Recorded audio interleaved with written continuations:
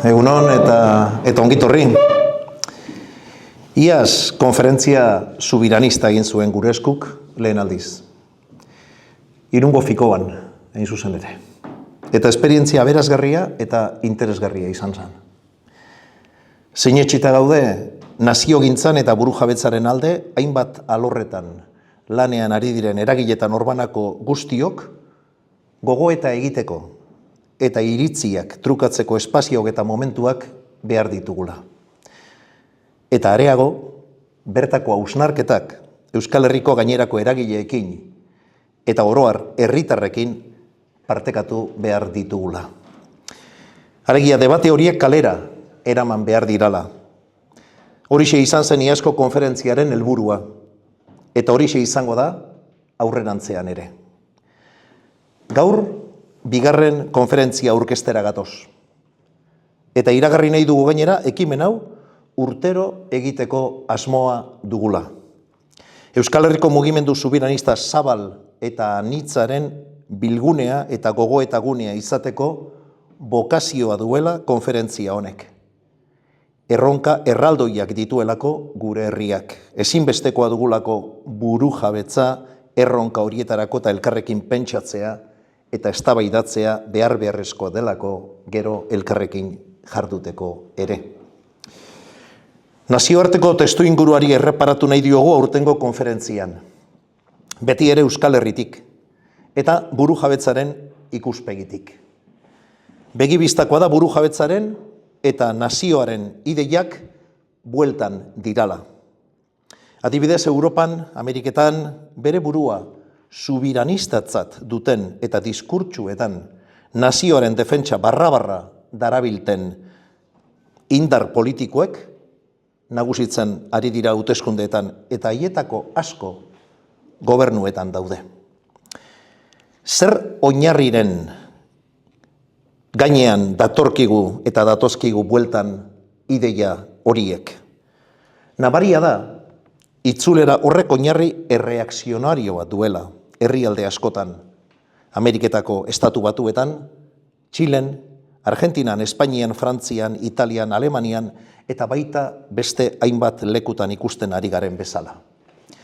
Bazterkeria, xenofobia, feminismoaren kontrako jarrera, eskubideen ukazioa, negazionismo klimatikoa, horiek dira, indar eta mugimendu horien ezaugarriak. Halako joera orokor bat ikusten ari gara mundu osoan, nazioa eta burujabetza balio erreakzionarioekin lotzen duena. Nabaria da hala ere, beste eredu bat egon badagoela. Irekia, esentzialismoari begiratzen estiona, eta herritarren eskubideetan oinarritua.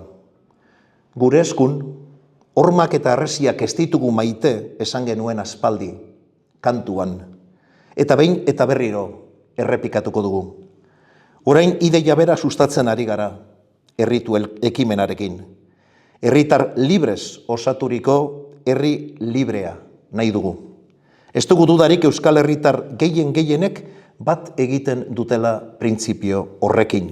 Horregatik aurtengo konferentzia subiranistak, burujabetza eta naziogintza leian 21. mendean izango du izenburu. Otsailaren 28. Hemen bertan egingo dugu. Bilboko, Bizkaia aretoan eta honako gogoeta hau proposatuko diogu Euskal jendarteari. Zein logika edo arrazoi daude nazioaren eta burujabetzaren ideien itzuleraren atzean? Zeintzuk izan dira naziogintzaren gako edo osagai historikoak? Eta zeintzuk dira gaur egun?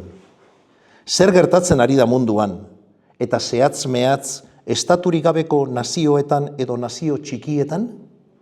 Zer jarrera dute ezkerrak eta eskuinak burujabetzaren inguruan? Nola definituko genuke subiranismo ireki bat?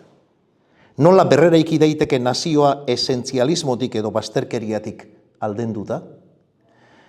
Gogoeta hori egin nahi dugu beraz, eta horretarako egitarau interesgarria prestatu dugula uste dugu. Lehenik goizeko 9:00 hasita, Euskal Herriko eta munduko abagadune politikoaren analizia egingo dute 3 kazetarik. Jon Olano, Maite Ubiria eta Jurdan Arretxe, eta moderatzailea Ane Urkiri izango da.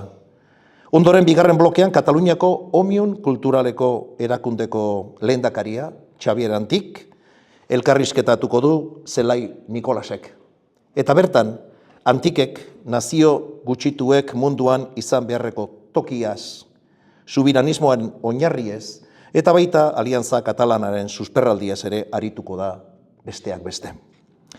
Eta bukatzeko, hirugarren blokean lau adituk Espainiar eta Frantziar nazioen itzulera eta Euskal Herriaren naziogintza eredua aztertuko dituzte. Vicent Flor, soziologiako doktoreak, Espainiako egoera aztertuko du. Michel Caen, historialari eta Frantziako CNRS-eko ikerkuntza zuzendari emerituak, Frantziakoa. Eta Nagore Kalbok, King's College, Londoneko irakasle titularrak eta Malen Dominguez, soziologo, eta Telesforo Monzon elabeko kideak, Euskal Herrikoa. Maiontan moderatzailea Pili Kaltzada izango da. Konferentzia soberanistak egitarau interesgarria eta gaurkotasunari zeharo lotua dakarkigula uste dugu. Gure esku etengabe dabil naziogintzari eta burujabetzaren aldeko mugimenduari ekarpena egin nahian. Eta konferentzia soberanista hau agendan egonkortu nahi dugu. Beste aletxo bat da, gogo eta gune bat, mota guztietako eragilei eta bereziki herritar guztiei irekia.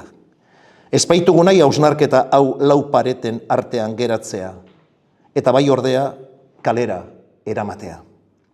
Gure eskuk herritarrekin duelako konpromisoa.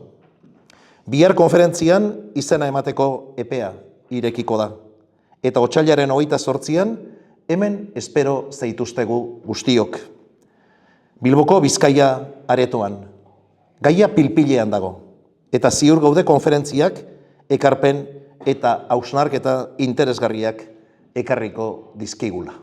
Eskerrik asko.